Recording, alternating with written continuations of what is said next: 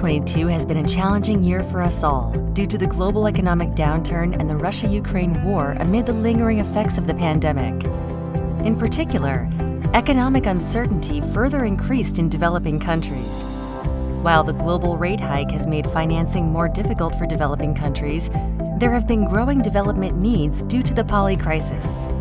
EDCF has approved $22,964 million for 503 projects in 58 countries and has dispersed $9,806 million on a cumulative basis as of the end of 2022.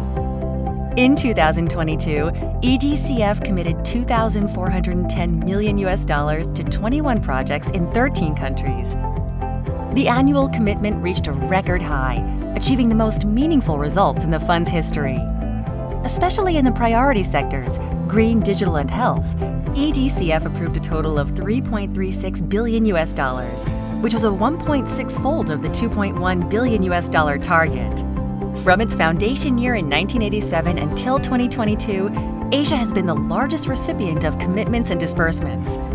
Africa accounts for the second largest share, followed by Latin America in third place. The transportation sector, which is closely related to the economic growth of developing countries, has recorded the largest cumulative amount of commitments and disbursements. In addition to transportation, EDCF has supported the health, water supply and sanitation, energy, government and society, communications, and education sectors.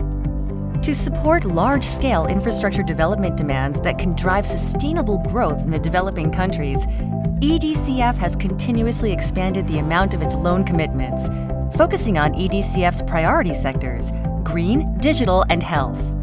It is worth mentioning that EDCF has achieved significant progress in the green sector by doubling its stated targets and approving $1.49 billion, with a focus on expanding green infrastructure and responding to climate change in developing countries. In addition to its successful projects in the green sector, EDCF also made significant strides in the digital sector, approving $1.21 billion for 7 digital projects. Furthermore, EDCF also focused on the health sector, approving $660 million for 7 health sector projects. These projects aimed to improve public health and medical systems, as well as to develop a comprehensive and systematic infectious disease response. EDCF has established the EDCF Climate Change Impact Response System that incorporates climate change response elements throughout the entire framework of EDCF. The Climate Change Impact Response System was first applied to 3 projects in 2022 as a pilot operation. In 2022, EDCF approved support for the manufacturing and maintenance of 320 trains for Metro Lines number 2 and number 3 in Cairo. Through the strategic implementation of blended finance, catalyzed by ODA, the EDCF provided support for this monumental project. This project is expected to contribute to job creation and development of the railway industry in Egypt. In 2022, the EDCF signed the framework arrangements with major partner countries, such as the Philippines, Indonesia, Cambodia, and Kenya, more than doubling the scale of the arrangements. Based on this, the EDCF is actively pursuing the discovery of large-scale landmark projects that will have high levels of development effectiveness.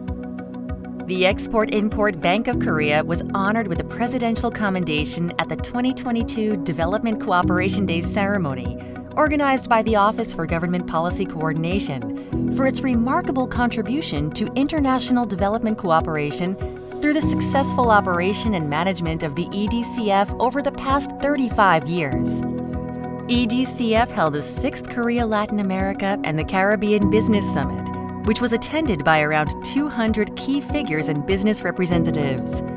Furthermore, the EDCF hosted the 26th Workshop on Development Cooperation, inviting 14 development cooperation officials from major partner countries. These events helped enhance understanding and familiarity with the EDCF.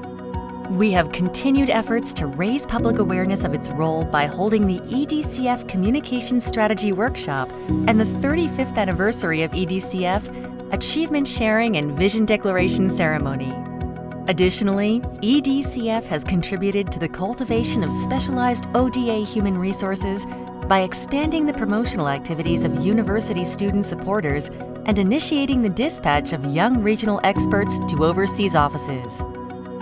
EDCF has devised the midterm EDCF operation directions from 2023 to 2025 to meet development demand from developing countries for climate change response measures and digital transformation.